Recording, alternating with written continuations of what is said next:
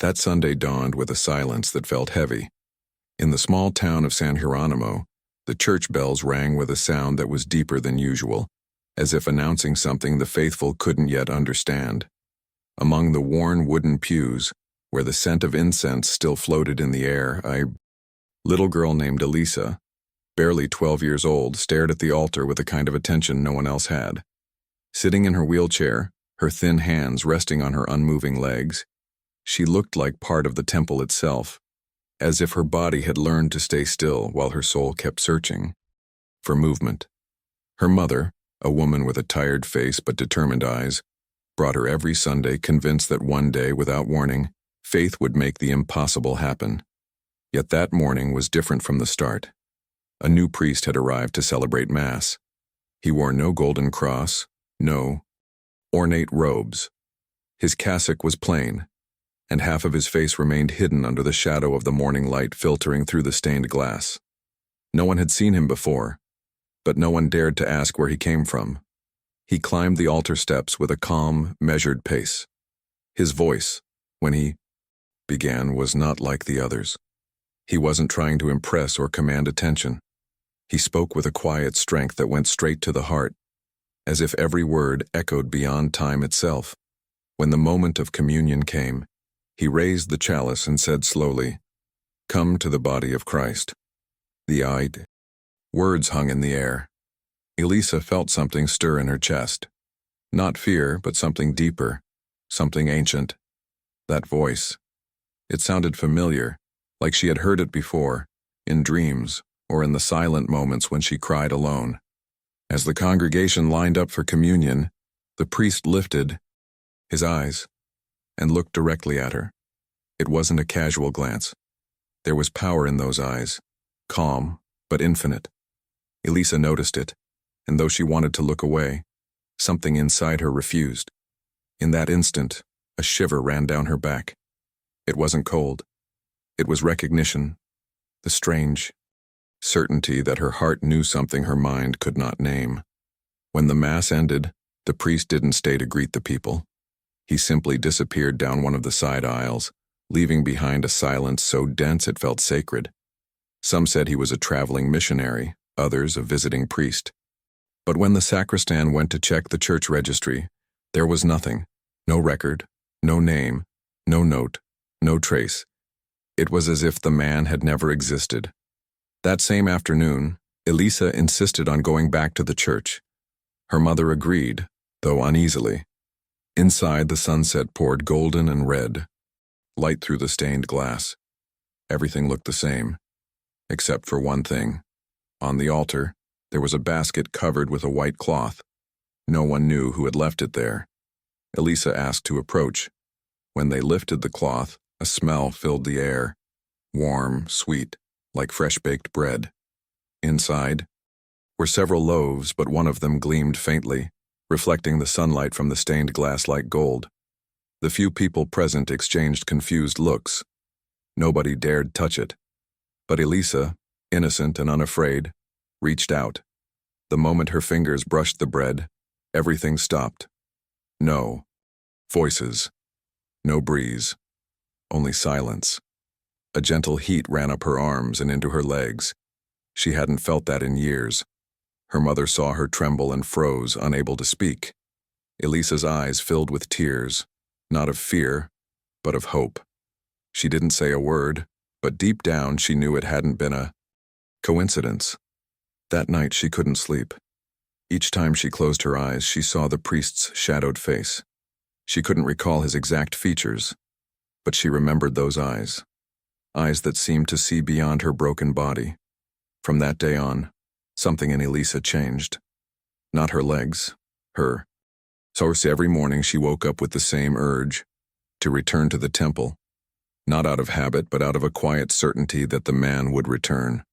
And when he did, it wouldn't be to talk about Christ, but to show her what it truly meant to be part of him.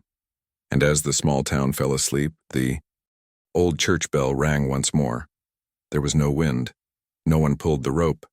But the sound was clear, a reminder, a promise, a whisper that only Elisa seemed to hear.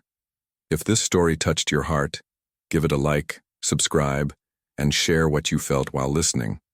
That week, the story of the mysterious priest spread through San Geronimo like wildfire. Some said he was a missionary from another land. Others whispered that he might be a saint in disguise. But no one knew the truth.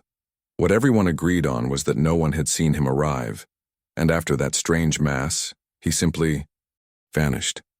The church remained closed for 3 days, wrapped in an unnatural stillness, as if something sacred, or secret, lingered inside. But Elisa couldn't stay away.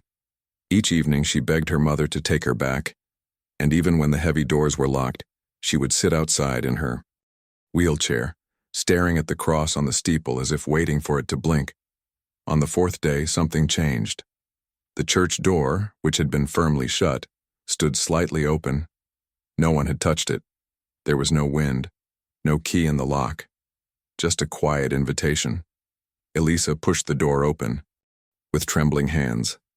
The smell of dust and candle wax greeted her, mixed with something else, warm, like bread. The stained glass poured light across the pews in shades of amber and red, and there, right in front of the altar, she saw a small folded note resting on the white cloth. There was no name, no signature, only a single sentence written in careful ancient handwriting. "The body of Christ is still here." A chill ran through Elisa's arms. There was no one else inside, but she could swear she heard a faint sigh behind the altar, soft as a breath. She wheeled closer and noticed a small crumb of bread beside the note, golden, warm to the touch. She picked it up and held it close, her heart pounding. That night, she dreamed of the priest. He was walking through a vast golden field, his cassock moving gently in the wind. She couldn't see his face, only his back. When he turned, the light hit his features once again, and though his lips never moved, she heard the words echoing inside her head. Not every body needs to walk to move forward. When she awoke, she was crying, not from sadness, but from understanding something she couldn't yet explain. The next morning, the sacristan found something that made his hands tremble. Across the church floor were wet footprints, bare, human, and clear as day. They started from the altar and ended in front of the pew where Elisa always sat. But there hadn't been rain, and the rest of the floor was bone dry. The townspeople began to talk again. Some said it was a miracle, others a prank. But Elisa didn't argue. She knew what she felt inside her body. That same warmth, that same pulse. The priest hadn't left. He was still there, unseen but present, as if the walls themselves remembered him. Weeks passed, and the church became full again. Pilgrims came from nearby villages bringing flowers and letters, kneeling at the altar where the bread had once glowed. They came seeking healing, forgiveness, and proof. But Elisa's change was different. She didn't look for miracles anymore. She felt them. Her dreams were now filled with images of light moving through dark spaces, of hands touching hearts instead of wounds. When the parish priest finally returned from his long absence, he listened to the townspeople's stories with suspicion. He checked the registry. Still no name, no clue. But when he saw the small piece of bread Elisa had kept, he fell silent. It hadn't hardened, not even slightly. It was still soft and warm, like the day it appeared. That shouldn't have been possible. That night, during evening prayers, something strange happened. The entire church went still. Then, without warning, the candles flickered and the stained glass glowed from within, as if sunlight were shining outward instead of in. For a brief moment, everyone saw it. A man standing at the altar, motionless, illuminated by an inner light. He didn't speak, didn't move, but his presence was undeniable. The cure. Air thickened, heavy with peace. When the light faded, he was gone. In his place lay a single piece of bread, split cleanly in half, and a faint ash cross drawn on the cloth. No explanation, no trace, only the scent of something holy. That night, Elisa took out the crumb she had hidden and felt it. Pulse faintly in her hand, alive, as if it carried a heartbeat. Outside, the storm began again, but instead of fear, she felt calm. She looked out the window and saw, through the rain, a tall figure walking slowly toward the church, its cassock swaying in the wind. He didn't carry an umbrella. He didn't hurry. But the way he moved, it was exactly the same as before. If this story stirred your heart, give it a like, subscribe, and tell us in the comments what you think is really happening. The storm raged for 3 long days, and lightning seemed to strike only one place, the old church of San Geronimo. No one dared to leave their homes at night, but one girl sitting in a wheelchair by her window stayed awake through every thunderclap. Elisa wasn't afraid of the noise. She was afraid of what she felt deep inside her chest. A pull, a calling that wasn't made of words. It was as if someone was whispering her name without sound, drawing her toward something sacred and unknown. By the 4th night, everything stopped. The thunder ceased mid-roar, and the world fell into a silence so thick that even the wind refused to move. Elisa's body trembled. The air in her room felt alive. Her mother was asleep, heavy and still, as though trapped in a peaceful spell. Without thinking, Elisa grabbed the small blanket from her lap and wheeled herself out the door. The cobblestone street glistened with rain. Every turn of her chair echoed into the quiet like the ticking of a clock. As she approached the church, she smelled it before she saw it. That same scent of fresh bread, warm and real, drifting through the night air. The church doors were open. No one else was there.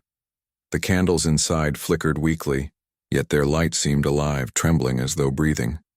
The altar glowed with a soft golden radiance, and at its center was a basket. The same basket, the same white cloth. Elisa moved closer. When she lifted the edge of the fabric, her heart stopped. Inside were loaves of bread, but they weren't still. They pulsed, rising and falling gently as if breathing. A faint steam rose from them, and the air filled with warmth. Elisa stared, speechless. The largest loaf began to shine faintly, as if light were being born from within it. She reached out a trembling hand. The moment her fingers brushed its surface, a current shot through her arms. It didn't hurt, but it was strong enough that her entire body shivered. She gasped. Something inside her legs stirred, not pain, not a cramp, movement, real movement. The wheels of her chair creaked as her feet shifted slightly, the muscles remembering something they had forgotten long ago. Then a gust of air swept through the church. The candles went out, all but one. In that lone flame, a shape began to appear. It didn't step forward. It simply manifested. The same man from before, the priest, now stood behind the altar, his presence impossible to describe. He didn't glow. He radiated life itself. The air bent around him. His outline shimmered, not made of light but of something deeper, something eternal. Elisa didn't speak. She didn't have to.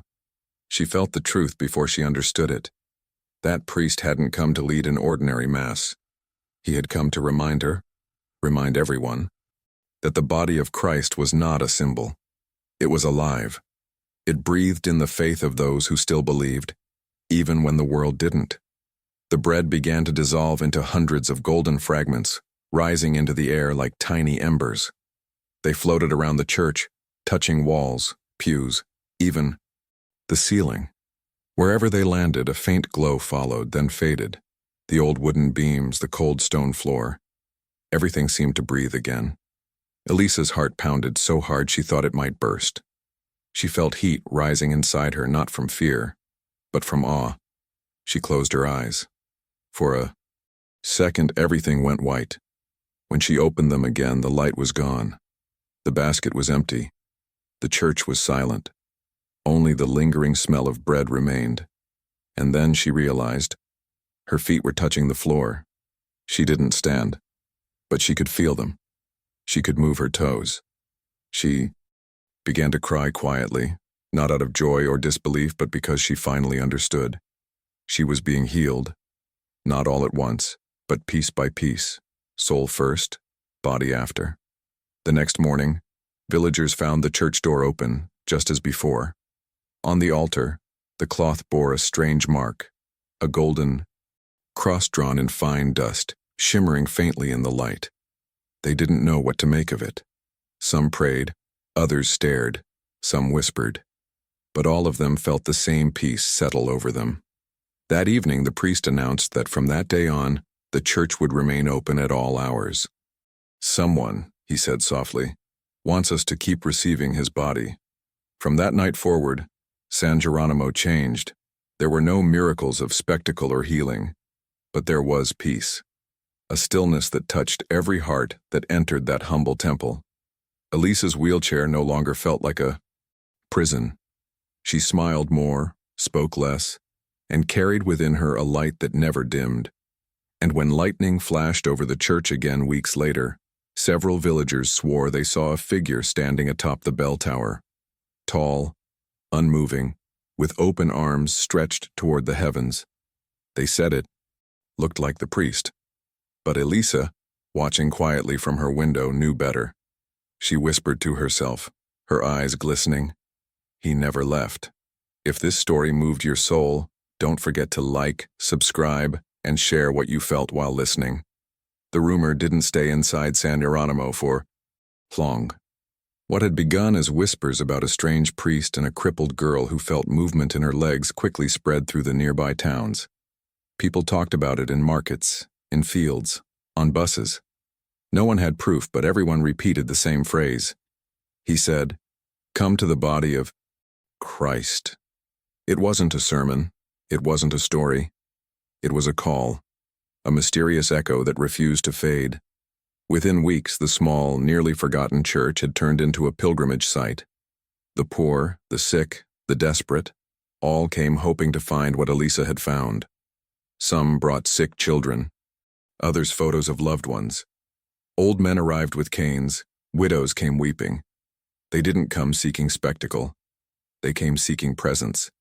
Deep inside, they believed that if Jesus had truly walked once among them, he could walk again. The parish priest, overwhelmed, tried to keep order, but even. He felt the change in the air. The church was no longer just a building. The air inside had grown alive. Prayers didn't fade. They hung in the silence like whispers, suspended in sunlight. Candles burned longer than usual, and bread left on the altar never molded. Sometimes faint footsteps echoed. Late at night, barefoot, slow, measured. And when the priest rushed to look, he always found the door still locked from the inside. Elisa came every day. She no longer prayed for a miracle. She prayed to understand it. The sensation in her legs returned sometimes, faint but real, as if her body was learning a new rhythm. But deeper than the physical change was the peace she felt, the certainty that faith wasn't about asking, but about trusting. Each morning she wrote letters addressed to the man she had seen. She left them under the altar, and though no one ever saw who took them, each time she returned, a few crumbs of bread lay where her letters had been. Eventually, the church itself took notice. A representative arrived, a serious, elderly man with calm eyes and the heavy silence of someone used to witnessing things the world doesn't believe in. He asked to meet Elisa when He did. He didn't question her health or her vision. He simply asked, "What did you feel when you saw him?" Elisa thought for a moment before answering softly. It wasn't fear. It wasn't joy. It was recognition. The man wrote it down slowly, but his hand trembled slightly. Later, when the church emptied, he walked to the altar alone. There, he noticed something strange. Faint handprints glowing on the linen, one on each side of where the bread usually rested. He placed his fingers over them and drew back sharply. The cloth was warm, though the church was freezing. He fell to his knees. He didn't need more evidence. He knew holiness when he felt it. In the following weeks, people continued to visit. Some were healed, but not in the way they expected. One woman said she felt the strength to forgive her husband.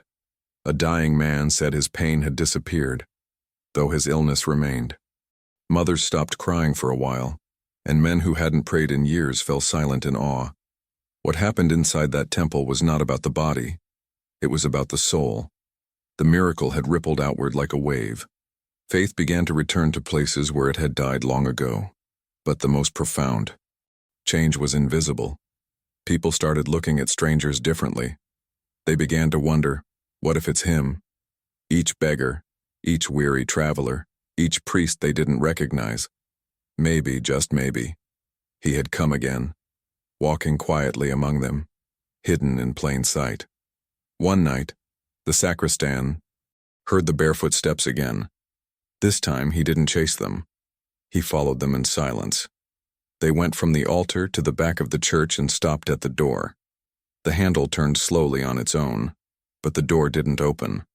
It was as if someone had paused before stepping outside, waiting to be noticed. Then the steps faded, not into distance but into nothing. The next morning, a consecrated host was found resting on the lectern, untouched, radiant, and perfectly whole. No one had placed it there. The priest understood immediately. The visitor had returned, not in form, but in presence. Elisa's realization came quietly that same morning. As she sat by the altar, she closed her eyes and finally understood. The miracle was never her healing. The true miracle was that Jesus had chosen to pass through their forgotten town, through a broken child, to remind them all that they were already part of his body. Her wheelchair was not a prison. It was a place where faith had been tested and transformed. That night, the bells of San Geronimo rang by themselves again. No one pulled the rope, but the sound was pure, almost tender, and those who listened said that if you stood close enough between the echoes, you could still hear a whisper carried by the wind. Come to the body of Christ, come. If this story touched your soul, support it with a like, subscribe, and comment. Which part spoke most deeply to your heart? The calm that followed the miracle was deceiving. On the surface, San Geronimo seemed to return to normal. Children playing in the dusty square, merchants shouting prices, the church bell marking the hours like always. But something invisible had shifted. It was in the air, in the glances people exchanged, in the way they whispered when walking past. The temple. They all felt it. The story wasn't over. The presence that had appeared once might return. The parish priest noticed small details that unsettled him. Candles that burned all night though no one had lit them. Holy water that stayed full and fresh, never evaporating. A strange warmth inside the sanctuary during dawn when the mornings were coldest. It wasn't frightening, but it was impossible to explain. The walls creaked differently now, almost like they were breathing. Elisa kept visiting every day, though her purpose had changed. She no longer prayed to walk. She came to listen. Sometimes, while she sat alone before the altar, she felt a vibration beneath the floor, like a heartbeat deep inside the earth. Other times, she smelled the familiar sweetness of bread even when the altar was empty. At night, her mother swore she heard quiet whispers in Elisa's room, gentle and rhythmic, like someone praying right beside her bed. No one else could hear it. Doctors couldn't explain the strange activity that had returned to her nervous system either. It's like her body is waking up, one said, bewildered. The church, cautious but curious, tried to uncover the identity of the priest who had started it all. No records, no reports, no trace. He didn't belong to any parish or order. He had left no name, no signature, no paper trail, as if he had stepped out of time itself. That mystery only deepened the faith of those who had seen him. They began calling him El Visitante, the visitor. Then one stormy night, the sacristan woke to the sound of bells. Not the big ones, but the tiny consecration bell that rang during Mass. It rang again and again, slow and steady, as though someone were celebrating communion in secret. He ran through the rain and burst into the church.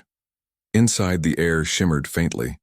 The altar was glowing softly, and on it sat the same basket, full of fresh bread, steaming as though pulled from an oven seconds earlier. But there was no one there, only a single flickering candle, and behind the altar, a shadow. The silhouette of a man standing upright, his hands raised in blessing. The sacristan froze.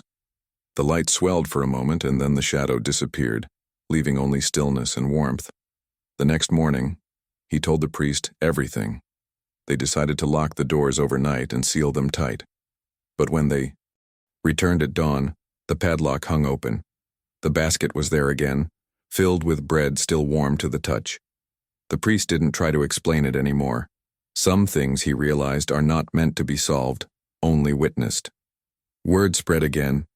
Villagers began calling it the bread that does not die. They would take small pieces home for protection, convinced that it carried blessing. The priest allowed it, though he warned them not to treat it like a charm. Still, he couldn't deny what he felt whenever he touched it. A pulse, a faint vibration, as if it were alive. The diocese summoned Elisa to the city to hear her testimony. She spoke calmly, without embellishment.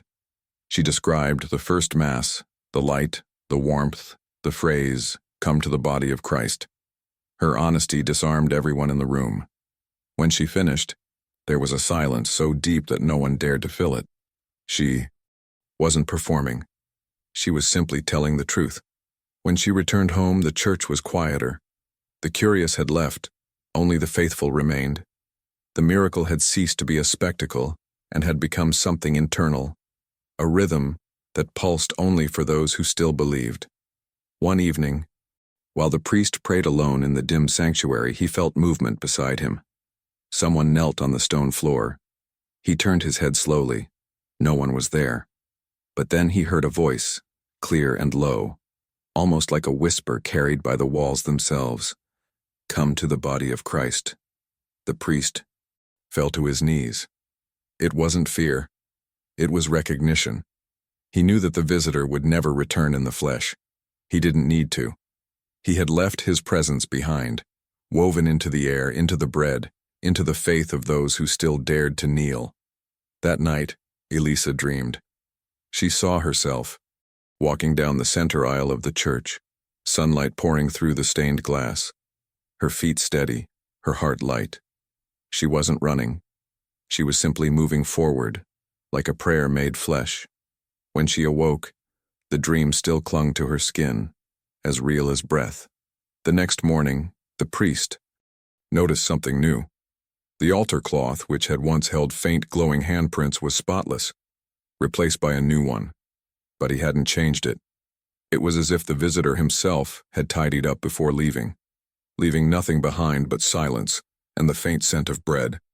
And then, as the sun rose, the bells rang on their own again, not loudly, but gently, as though whispering across the town, "Come, come to the body of Christ." If this story touched you, show your support with a like, subscribe to the channel, and tell us what moment moved you the most. That night, the sky over San Geronimo was shrouded in a thick, restless fog. The moon was gone, the stars hidden. Even the dogs were silent. The air carried a tension that made every sound sharper, every breath heavier.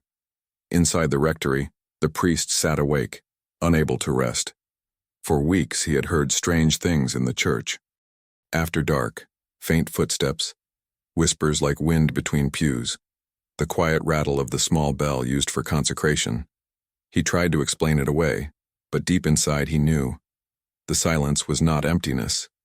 It was expectation. At the same time, Elisa lay awake in her small room across town.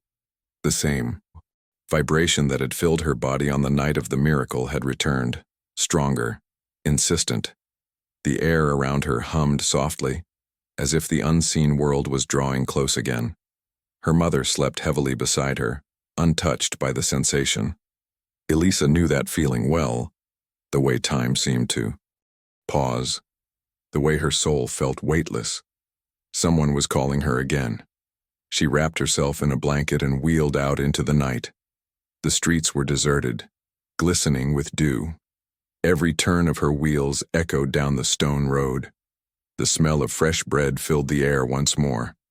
As she neared the church, she saw that the doors were open, the inside glowing faintly as if the light came from within the stone itself. She entered. The flickering candles painted long shadows on the walls. The altar gleamed with a soft gold light, warm and living. Then she saw it, a figure standing, motionless behind the altar. It didn't walk or move, and it simply existed, glowing faintly, its shape human but not solid. The air around it shimmered like heat rising off the ground. Elisa's heart pounded, but she felt no fear. The figure raised a hand slowly, and though its lips never moved, a voice filled the space, not loud, not echoing, but everywhere at once. It wasn't heard with ears, it was felt. The body of Christ is not only on the altar, it is within you. The words resonated through her bones. Heat surged up her spine, gentle but unstoppable. The church itself seemed to vibrate. Her breath caught. She closed her eyes as the sound grew louder inside her mind. The same phrase repeating, the same truth expanding until she could no longer tell if she was inside the world or the world was inside her.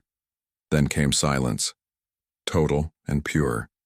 When she opened her eyes, the figure was gone.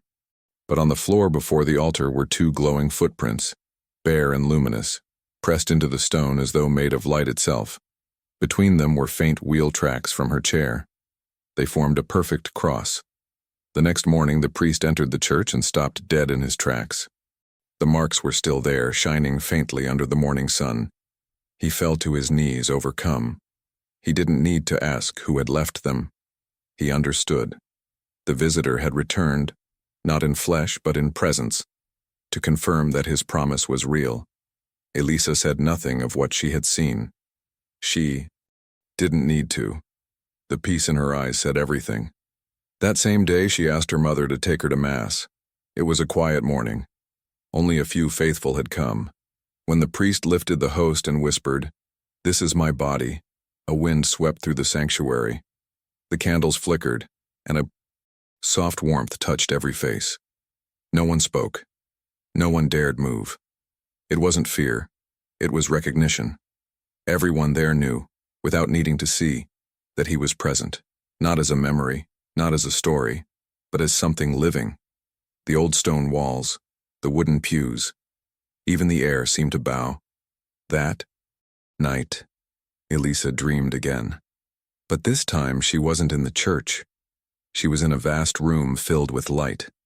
In the center, a loaf of bread lay broken in half, its interior shining softly. Beside it stood the priest, or what looked like him, though his face was still hidden. His shadow leaned toward her, and a voice spoke, calm and deep. "When they search for me in temples, I wait for them inside their hearts." She awoke with tears on her cheeks, her body trembling, but not from weakness, from something alive, something awake. Her legs twitched. For a brief instant she could move them, but that no longer mattered. She finally understood. She didn't need to walk to follow him. He had already made his home within her. The next morning, the sacristan found a note on the altar, written in shimmering golden ink. It read, "My body lives in those who believe even when they do not see." From that day on, the church was never empty. Even when no one was inside, the air held warmth, the candles burned evenly, and the faint aroma of bread drifted through the nave. Those who entered said the same thing, that they felt a presence, not beside them, but within them, quietly whispering. The same eternal invitation, come to the body of Christ. If this story reached your heart, give it a like, subscribe, and share what it made you feel deep inside. The next dawn came wrapped in a silence so pure, it felt sacred. The sky above San Geronimo stood still. No birds, no breeze, no sound but the faint hum of life awakening. The clouds gathered in a perfect circle above the old church, forming a pale crown of light. Inside her modest home, Elisa was asleep, her small hands resting over her heart. The first rays of morning touched her face, and she opened her eyes suddenly as though someone had whispered her name. Her mother stirred at the creak of the floorboards. Elisa was sitting up, her expression calm but different, illuminated. The woman blinked, confused, then froze. Beneath the blanket, Elisa's legs were moving, slow, trembling but undeniably alive. The motion was slight, hesitant, like a memory rediscovered after years of silence. And then came the smell, that same warm, holy fragrance of fresh bread filling the entire room. Tears streamed down her mother's face as she fell to her knees. "My God," she whispered. But Elisa only smiled, her gaze fixed on something unseen. "He's here," she said softly, not as a statement, as a fact. At that very moment, the church bells began to ring. Not the usual sharp chime of morning mass. This was slower, deeper, a heartbeat made of bronze. The sacristan, startled awake, ran through the empty streets. When he reached the church, he saw the doors wide open and a soft golden light spilling out. Inside, the altar glowed brighter than ever, and on it rested a basket full of loaves, each one steaming gently in the cold air. The priest arrived seconds later, breathless, carrying his Bible under his arm. He froze at the doorway. The scene before him was both familiar and new. The same basket, the same light, but heavier now, fuller.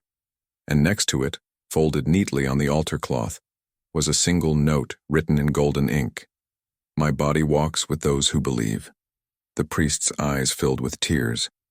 Didn't move forward. He simply dropped to his knees, whispering a broken prayer. There was no fear in him anymore, only awe. That morning, Elisa asked to be taken to the church. Her mother hesitated.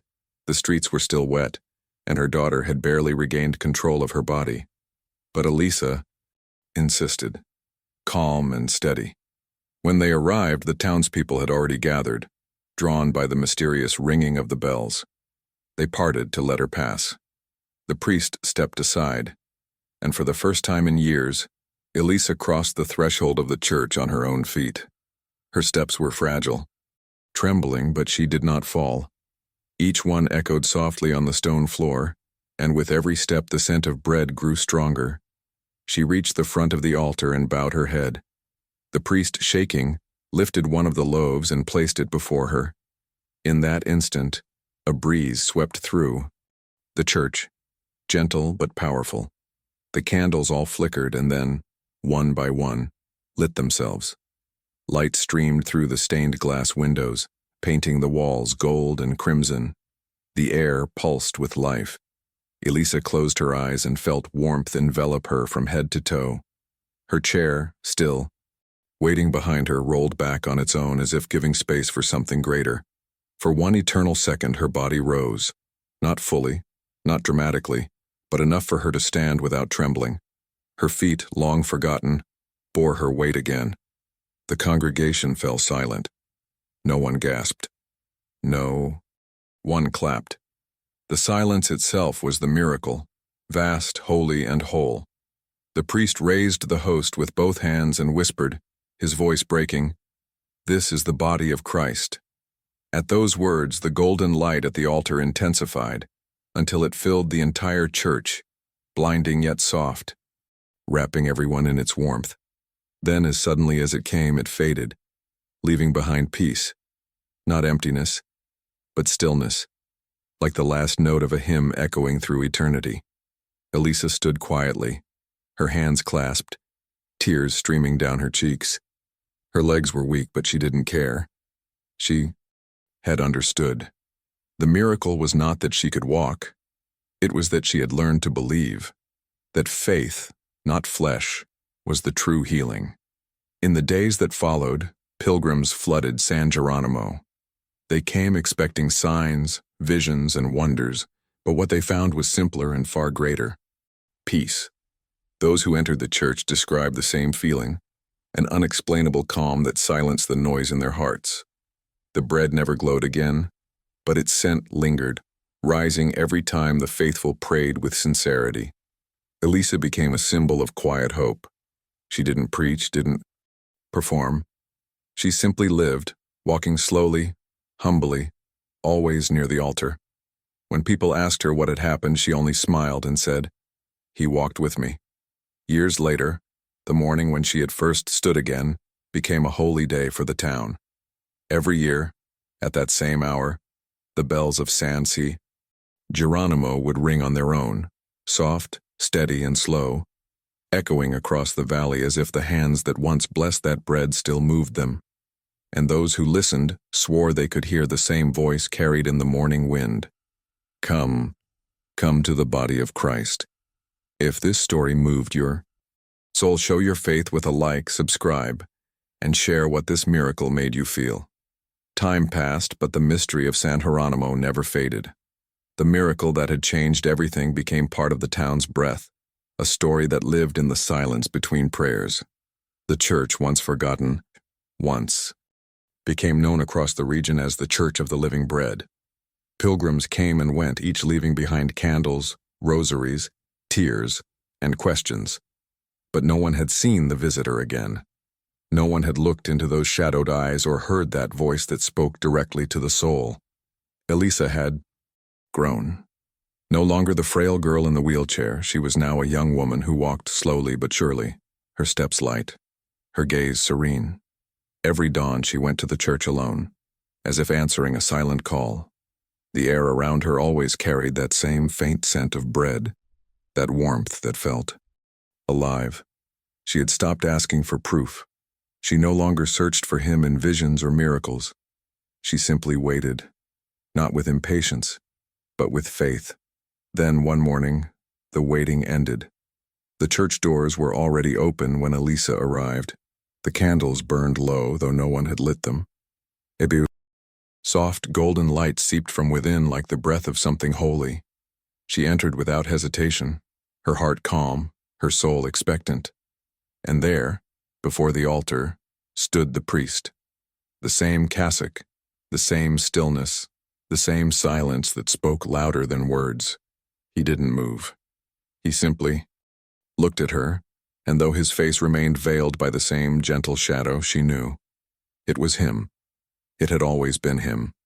The priest raised his hands and began a mass unlike any other. No words were spoken aloud, yet every heart, every stone, every beam of the old church seemed to understand. The host shimmered between his fingers, glowing with a soft living light.